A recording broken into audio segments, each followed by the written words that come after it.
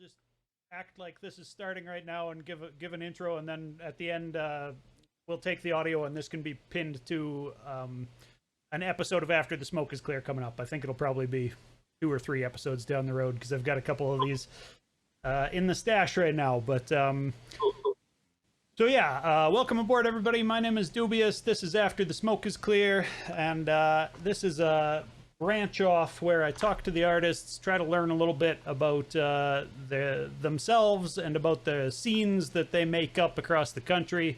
You know, I started doing After the Smoke is Clear, trying to get as much independent music into as many new ears as possible, and I was blown away just you know, kind of digging into how much music comes out in Canada, how much good hip-hop that I really can connect with and really enjoy listening to comes out every week. So one of the artists that I have discovered in the past couple of years and who's just put out a new album is who's with me today. This is bRavenous. So I guess, do you want to start just telling us a little bit about yourself, maybe about your new project? Yeah, sure. I'm a hip-hop artist originally from Halifax, Nova Scotia, but now I'm based out of Calgary, Alberta, and I've been here for, you know, since 2006, so really I've been here for quite a while. And yeah, the new project that's out is called Ghosts of Rockingham, about my old neighborhood growing up in Halifax, ironically enough. So not totally. I had to Google to find out where Rockingham was there. Yeah. Right. Yeah. It might have taken you to like California at some point. I hear there's a Rockingham out there. No, well. it showed me the Canada version out on the East Coast there. It said it was like a small little community, like I want to say 30,000 or something like that. When it first started, it was a pretty old community, and then obviously it became part of the municipality at some point, just like a little up by Halifax. Yeah. Yeah. But yeah, it's kind of a unique spot, especially when I was there. So your album's called Ghosts of Rockingham. You said you moved out here in 2006, so 15 years ago, but obviously still got roots out there. And I've noticed a lot of your collaborators tend to be East Coast guys, right? Black Buffalo Records kind of affiliates or whatever. I don't know if you guys are all signed to the label or how to talk about independent labels even in this era, but I guess that's a good question. What is your relationship to Black Buffalo Records? Well, yeah, I'm an artist on Black Buffalo. I put out Between the Lines in 2020, and then we kind of started talking after that, and then we agreed to put out Flaunting Imperfections with them and pretty much everything in the future. So yeah, and when you're on that label, you get to, you know, you're encouraged, and of course, like, you want to work with other artists on the label. So it's a cool pot to pull from. Realistic. Yeah. You know, like some of the other artists that are on there, like Tachichi, I believe, Paolo 13, maybe his new album just came out on there. Lavender, I don't know who am I forgetting here? You know, Fester, Uncle Fester, right. Get Talks. I mean, people are like fully integrated, and people are loosely affiliated, like, but they have a huge pot to pull from of great talent from all over the country now. Like, I mean, yes, obviously East Coast is fully represented down there, but they're really reaching out and grabbing lots of great talent, even all over into the States right now. So okay, I'm really fortunate to be definitely a part of it. Hell yeah. That's how I found your music. It was through that branch. Oh, so, yeah. Nice. Yeah, so it's doing something.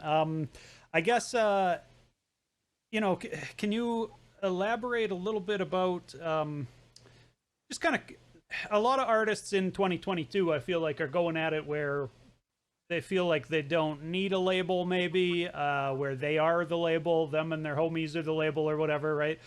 Doing it independent, like right down to the person.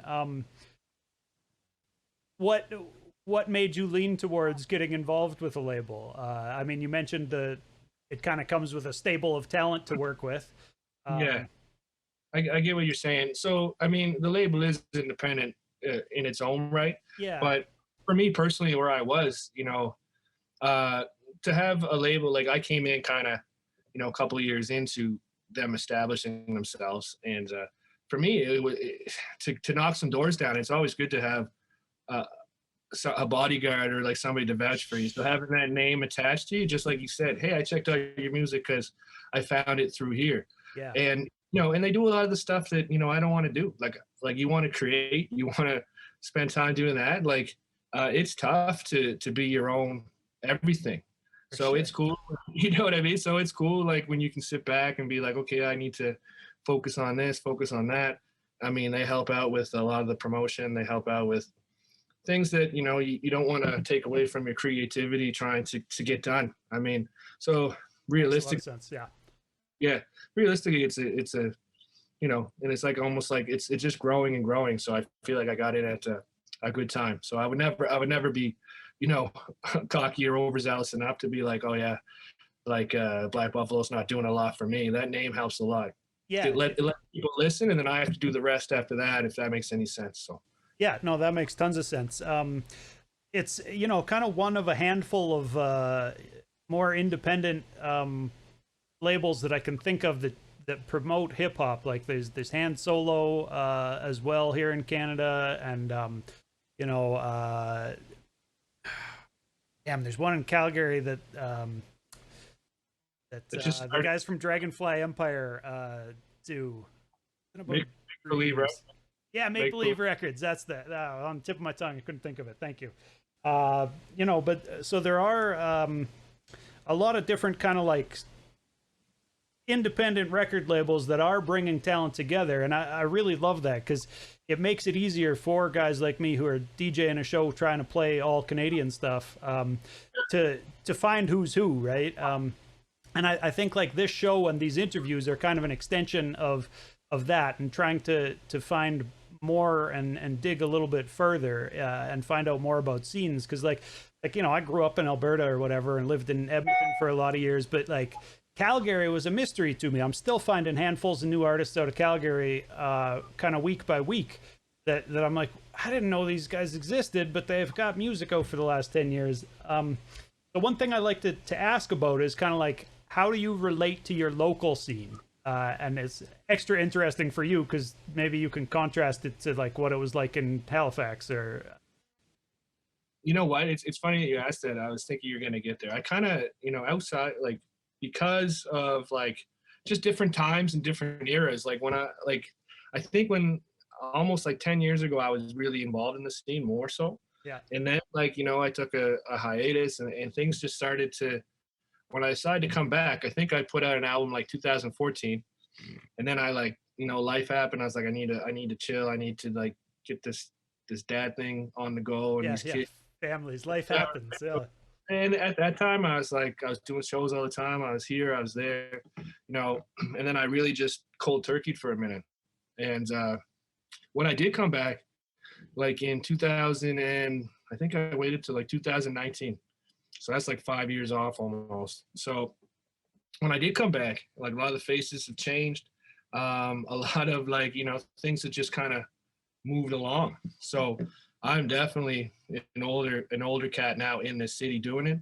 And, I'm not really, I'm starting to like, the shows are starting to pop up again, but I am pretty much a little bit, I would say out of the scene, and more so like, it's like I'm a transplant, as Cosm always calls me, from Dragonfly Empire. I'm here, but I still, like you talk about collabos, the record label. It's like, it's almost like I'm a summer performer, like a busker almost, where I go home to Halifax in the summers and I start just doing shows there and doing this and that, which is different than when it used to be like here, where I would do a ton here, and I was almost out of the Halifax scene at one point because that scene started transition, and now the scene up here is transition. It's such a funny situation, so yeah, I hear where you're coming from, and I think a lot of artists kind of find themselves in that position or feeling like that, where they're separated from even their own local scene, and that's kind of part of the reason that I wanted to start doing this, because like I think that there are artists. Like a couple weeks ago I talked to Rob Roy. I don't know if you're familiar with his work, but he's a Calgary based artist as well, and like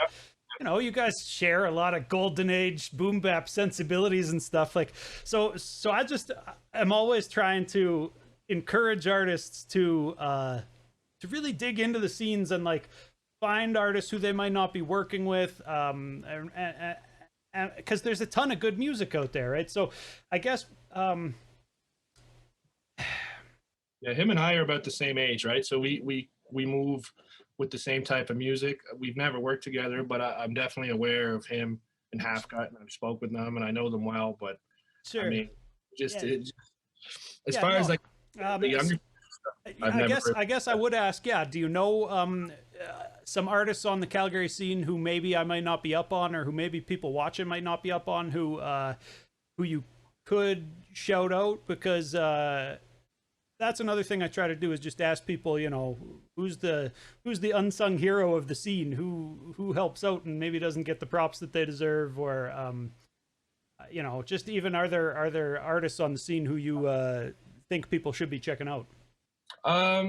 So just from like being on the internet a little bit, and like just seeing people trying to make moves in almost different lanes than me, being quite a bit younger, I would say. Obviously, when it comes to the people that I know or I conversate with a little bit, like I'm buddies. I work with Dragonfly quite a bit, like guys like that I'm aware of, that were always present and still are. I know obviously, like we were talking about Rob and Half Cut, they're doing their thing really well. Yeah.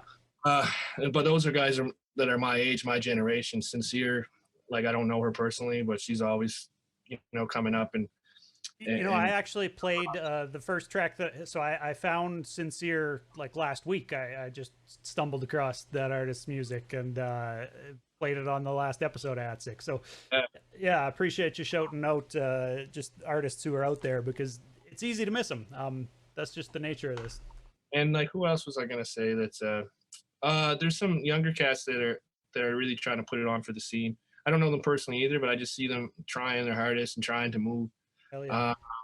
One of the guys, Rio Raps. I don't know him real personal, but he's trying to start like a whole Alberta playlist, which is really cool. And I know he does his thing a little bit, like just Alberta artists. I think he calls it Alberta Drip. So it's really cool to like always be on that and seeing who else he puts on. So I try to like actually look and say who's popping on this list, because I'm the first to admit I'm 1 foot in, 1 foot out of the scene, like just been doing it for so long. And then who else? I think his name's Real Weapon X. He's always doing things and trying to get on. And I like, once again, don't know everybody personally, but you try to watch and you see who's making moves. Yeah. Yeah. And I mean, I'm almost like, it's weird. It's like, like, I develop a relatively large, like, online presence. So you feel like you can do less in the scene, and these guys are really crushing it in their own personal cities and, moving around to different places and stuff. So, you look at that and you admire the grind, because you remember doing it yourself and you're like, wow, these guys are really pushing it and they got that type of time and they're really going for it. So, it's cool to see. So I guess in the last interview I was doing with Iverson Black and David Smith there, they were talking a little bit about kind of the just making art for the sake of making art. Is that kind of where you're at with it at this point? Like they were talking about how the money is just like, if it comes, it comes. If it, really just, they like rapping, so they're trying to rap. And I can relate to that a lot myself. Like, I'm an MC myself. I just ended up doing a radio show and pretending I'm a DJ, but it's something where, for me, I've always looked at it like, keep your day job, just make art on the side. No, 100%. And that's part of the reason, once again, when I had a hiatus, I was like, all right, I gotta get myself in check and make sure everything's good to go. And if I still have the passion, it's still in there, and it'll probably come out. I never forced it. Yeah. It just all of a sudden made a return. And for me, you know what? It's almost like, it's okay to admit you're out for some sort of respect, in my opinion. It's okay that you're just like, I like to do it, because it is, especially, you really realize during all the COVID times, it was like, it's just a way to vent and your own mental health and whatever you need it for. Yeah. And at the end, you have a unique skill that not a lot of people have that can do it well. So might as well do it. Yeah. The world needs more art. Right? That's why everybody's like, why do you always do it a certain way? Like, why are you always doing this boom bap exactly how you do it? I'm like, because when it's all said and done, it's going to be me, 55, 60 years old, driving around in my car, playing myself rapping the way I wanted to do it. Yeah, if you don't like your own songs, you're doing something wrong, right? So, So you know what? I'm at a point where I'm comfortable in that aspect. I'm not trying to chase anything that way, but I'm just trying to chase the best lane that I can be in and the best sound that I can create. So in the end, I always say, it's just about when I don't feel like doing it anymore, I won't. yeah, And I yeah, like that makes a ton of sense. I mean, and as far as like, being able to create music that that isn't necessarily like trying to ride trends or whatever, like not, not even to shit on trap music that's popular now. But I've felt like there's always going to be a lane for the boom bap heads, right? Like there's always going to be people you run into who go, oh, there's no new hip hop that comes out that I like anymore, right? Like those guys are out there. It's and true.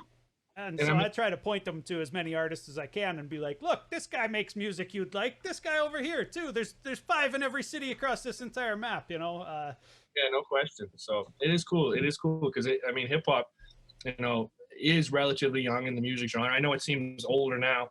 It's been going on for long enough, but if you really watch it, it's like there's different eras, and now things are becoming trendy almost to go back and be like, yeah, I'm a hip hop head. This is what I like. So they start. Sure, and You watch. a lot of the new big singles come out and they've sampled singles from 20 years ago now or whatever. Like, Yeah, so you're watching things come full circle, and now it's becoming once again when there was an alarming time where it was like that golden era, that boom bap was really starting to take a dip, at least to like more in the general public. But now you're starting to see it come back as almost trendy as well, because it's like it's cool to know this stuff. It's cool to be a fan totally. that And way. the other trend that I started noticing is that old heads got less stuck in hating things. That's okay. Yeah, that's exactly. I feel like a lot of us have kind of realized that, like, oh, okay, it is all hip hop still, and I might like that sound, but I can still respect trap. Like on After the Smoke is Clear, I still play a bunch of trap rap all the time. Yeah. Like, I try to find the stuff that, like, as a lyricist myself, I feel like is quality songwriting, and there's still that out there. There's trap music I don't play because I just am like, no, the lyrics aren't up to snuff in this. But like, there are definitely artists, even right here in Canada, making all sorts of good trap music too, that I try to endorse. So that's a trend I've noticed, is that it used to be maybe 10 years ago, there was like, like Jay-Z did Death of Autotune or whatever, right? And I think there were some of us like, yeah, please let it die, please. But it didn't, and it isn't gonna. And I feel like people have come to grips with that a little bit more, and you start to see kind of blends of the two styles where you've got, I don't know, different tempos. You might get a boom bap artist rapping over something that sounds like it has some trap influence, but it's still at a boom bap tempo, or vice versa, or whatever, right? And I think that's beautiful, and I think that goes to show that like hip hop won't die. This isn't going anywhere, and none of the lanes are going to disappear. There's always going to be, people who want to hear the music that you're making. It's just a matter of finding them. So, I think stuff like this is a good way to do it. And I think, as painful as it is to be like engaged in social media every day, it can be overwhelming. But I think artists need to do that. How do you feel about social media personally? Like, I mean, I'm the first to admit I'm old. I guess I'm an old head enough that I kind of suck. I'm brutal at it, yeah, And, I mean, and that's like not balancing things properly. But it's also, I guess, being almost too content with like, you know what, I'm gonna do it this way. This is my lane, and this is how I'm gonna do it. And I even stay off, which is not beneficial to my career. Like even like videos, I used to have a bunch of videos up, and I'm like, they're not looking great. Like, I mean, if I'm gonna do one, I want it to be, a well put together video, not just say I made a music video. You know what I'm saying? So I try to stay off that a little bit, and unless it's like right for me. So I think music videos are real important too. Like if you're trying to promote to a certain demographic, then you need that video. But if you're just making art that you like, and like we were saying, there are other people out there who just want to hear that art. I don't know if they need the video. Yeah, exactly. So I'm always just trying to examine, myself and where I'm at, and where I'm at the time, and you know what I need to do to be content, really, in how I'm doing it. Like for the most part, you know, my lane is like I do a lot of interviews. I've developed like this following where I got a pretty good online following, whether it comes either to Bandcamp or like just interviews. Like I'll be doing the one in Australia. I'll be doing one in Great Britain. We're doing one, like, you know, just blogs. I'm still like, I got an interesting lane that I've kind of just tackled and went after. And it just seems like, you know, once again, like things are coming like that full circle to that. This is that underground boom bap, you know, and I've kind of just and I will say, like, you know, you said you don't like using social media, but you use it at least to a degree where when I message you trying to set up a meeting, you're going to see it and we're going to be able to set it up. Whereas there are still artists who, like, you know, they just don't check when that phone dings, or maybe they don't have the app on their phone, or I don't know what. And to me, like, that's just shooting yourself in the foot. Like, I get it. We don't all need to be posting funny skits every day or whatever. Right. But so I guess that aspect I'm okay when it comes to like being my manager through social media and knowing when to post things here and there and whatever I need to do, like reposting interviews or reviews, things like that. I'm on top of that stuff. Yeah. You know, yeah, I'm on the radio. Yeah. So, but when it comes to like, this is like the machine behind me, like I don't keep up with that stuff very often. So fair enough. You know, I do like to ask people too, what's the best way for a fan or another artist who wants to support to show support for you? Because I get different answers for that from every different artist that I ask it to, and I don't know what the right answer is. So realistically, I mean, there's two answers. The real answer for the type of revenue I'm looking to make, I just like to, you know, if I'm talking about revenue and money, I just like to make enough that I can put back into it and try to break even a lot of the time, right? I'm not trying to get rich or whatever. But so, you know what, the best thing you can do for me, really, you know, if you feel like streaming and you're younger, you just, all you want to do is stream, but just tell somebody about it or share it, you know?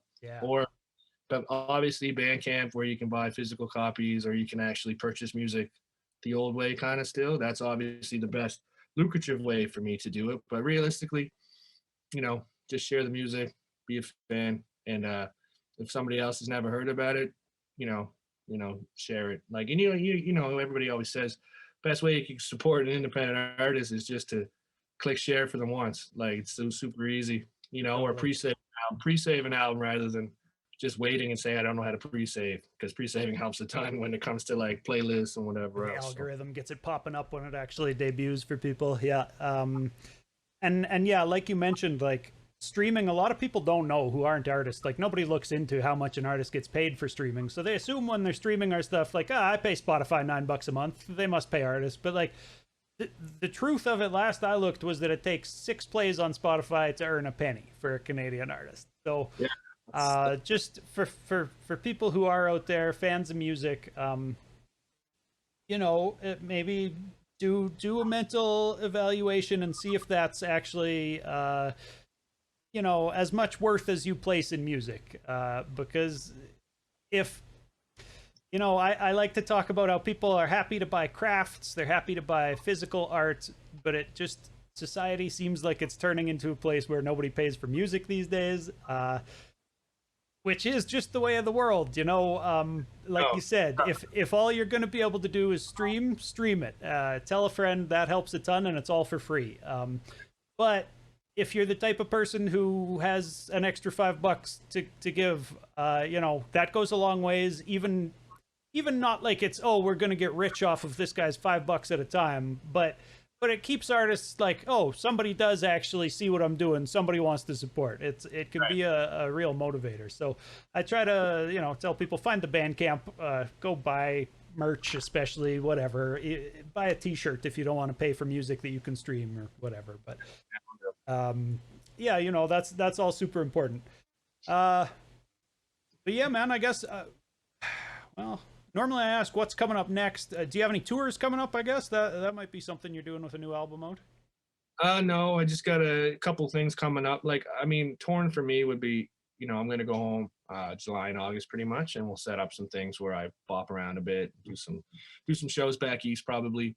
And we got part 2 of the Ghosts of Rockingham is going to come out in June. So Oh, nice. it's a double album actually. So we're trying to put it out new age style, like separate a bit and kind of have like same rollout as the first one, couple singles, and then put it out. And Yeah, I think you did what, 3 singles for the first one?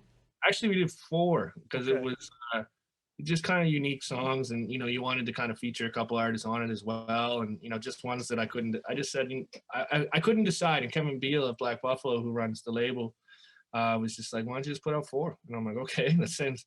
It was just cool, like 2 week increments of like single, 2 weeks single, and you know what, you're trying to feed into the way music is kind of consumed today. Staying so I'm in the forefront, staying right. visible. Yeah. So I'm not sure if I'm gonna do a whole other, like, I know I'm not going to do 4 singles, just because you're trying to get it out, and you're trying to just to stay constantly putting things out in people's mind, and that that's really the best format for me, I think, in my artistry. So what I'm going to do is, to tell you the truth, I actually just have the master that I got today. I'm going to sit down, listen to it, and then the rollout will begin. So I'm always trying to, at least for the past couple albums, one gets put out. You just got the master back like today, and you haven't listened to it. No, I was at my day job, and then I had to. Now I'm back in my other job doing an interview too. So that's next a big up. Day. Yeah, all right. So I gotta go do this interview, then I'll start checking it out tonight, and just just make sure everything's up, good to go, and then the next steps begin, and it's like, okay, like pick a single, 2 singles, and then roll. I think the artwork will be pretty easy, because I think what we do is to stay in the tradition of it's a double disc, but we're releasing it like streaming style these days. Is like, maybe we'll just keep the same artwork and like change the color tone just so they look like they go together or something. So it's not. That makes sense. So obviously a sequel. Yeah. Yeah, try to that aspect. What's your recording process like? Like you mentioned that you had kind of stepped back until 2019. Did the pandemic put you in recording mode? Was it? I'm locked in a house now, so I might as well. Well, yeah, it's a funny story. Like, I'm really fortunate, or I probably wouldn't be here right now. I had just said, okay, I'm gonna get back into a little bit of recording again, and my wife, God bless her, was like, why don't you get your own setup? Because I was always going to people's places, and once again, I was talking about how I don't really know people in the scene really well, and I don't want to be going to people I don't know. I don't want to pay blah blah blah to record at their spot. So I was always old school enough, and I knew enough people. I'd go to their spots and up here, and I do them. But all those people are gone when I tried to come back. So I'm like, you know what? I think I'm just gonna invest in my own stuff, and I'm gonna start recording. So I finished Land of the Stranger, which was 2019, and just kind of put it out because that was half done, and we just kind of tied up some loose ends and kind of threw it out there, thinking that might be it. To tell you the truth, and then that Christmas, leading into 2020, I got all my gear and my stuff, and so I think the pandemic kind of kicked in. What was it, like February or something? So January, February, March, yeah. Pretty much, yeah. So I had just got the stuff, and then boom, everything shut down, and then all of a sudden I had nothing but time, and good timing. I've never looked back since. Like, just record here, and then I'm not big on mixing and mastering, but I have a really good friend of mine, Christ Sampson, who's excellent, and he does back in Halifax, and he's been doing mastering stuff for me for years and years. So I'll record here with a pretty good looking booth that I built, and then he'll take it from there. So everything you hear, he mixed and mastered. So as far as like, let's really get into it. If you're going to work with a producer, would you rather be in the studio with that producer? Do you ever get a chance to be in studio with the producer as they're making beats, or is it mostly guys emailing back and forth, sharing files, internet style? For the most part, just the way, like where I'm at in life and ages. Like, I very seldom am in there, like, hanging go through in the studio. that happens when Uncle Fester, I'll go home and see him, and we'll go chill in the studio, and he'll be like, I've got 2,000 beats here, like let's go through them, and I've got this one in mind for you, this one. He's always making beats, and he's obviously pretty fantastic at producing. So it's nice when you get to sit down with somebody like him and be like, here you go. This one I made for you or something like that. So, yeah, that's really when I go back home, I'll do stuff like that. But people that I still like, I got like a handful of people that I just work with, and that's who you pull from like a big 5 or a big 6. So Like, were most of the beats on there by Fester then? On the most recent one? I think DK did a ton. Yeah, DK, that sounds familiar. Yeah. DK did a bunch on that one. Sean One did a bunch. Fester did a couple on this one, and then I think Make 'Em Deaf did one still. And then you will look. You start looking at 2, and it just depends where I'm at. Like once again, you pull from that big 5 that you always go to look to. So you got Fester's got quite a few on this one, more than DK this time. So no matter the situation, it's just like I pull from DK, I pull from Fester, I pull from Sean, and then Make 'Em Deaf from time to time, and like even like Loophole, he's not really active right now, but he used to make beats nonstop all the time. He'll give me folders of old beats, and I'll pull through ones that just you build connections over time, and you go to people who you're comfortable with, because I mean, obviously you want to be compensated when you're a producer, but it's a lot easier to work with people and things like that. And obviously we go through compensation, but me hitting up somebody I've never spoke with before, it's a different negotiation than it is with somebody that's cold calling is it's a tough thing in hip hop, because I mean the cliche guy is the hey let's work guy on online or whatever, and I feel like it was such a cliche that it almost stopped happening to a point where now a lot of guys won't hit anybody up cold call style like that. But I would like to personally encourage you to tap in maybe to some episodes after the smoke is cleared. All I play is Canadian stuff. It's all kind of boom bap sensibilities. Like I think you'd enjoy a lot of it, and there's all sorts of artists to work with out there. So that's my mission goal, is to just try to convince everybody that we should all be embracing and supporting each other's scenes rather maybe than staying niched up or whatever, yeah, but, yeah, no question. But coming to do an interview like this is that. So I appreciate you for that, man. And I won't keep you here long. Time is valuable, and you got an album to go listen to. So I guess last thing I should ask is like, where can people keep up social media? What's your ats? Oh yeah, so like Mr. Rav 34, I saw you post that for Instagram. You can follow me there. Twitter, bRavenous 1. And then really just like find me on those pages, Spotify, whatever you can stream my music, Bandcamp through Black Buffalo, or just bRavenous. Like you can find all my music there, and you can dig through the catalog, and you can always find ways to reach out to me anytime. So right. Yeah. Well, thanks a lot again, and yeah, appreciate you coming by. No problem, man. Thanks for having me, man. Thanks for always holding me down too, man. Reason I want to do this. Keep sending music. I'll keep playing it, man. Right. Stay in touch. All right, peace. So, 2 interviews down. That's great. I'm tired and I want to go smoke a joint, so I'm pulling the plug on this thing. I don't know if I get bored. Maybe I'll jump back on and play some video games or something, but appreciate anybody who was here chilling, and I will catch you on the flip side.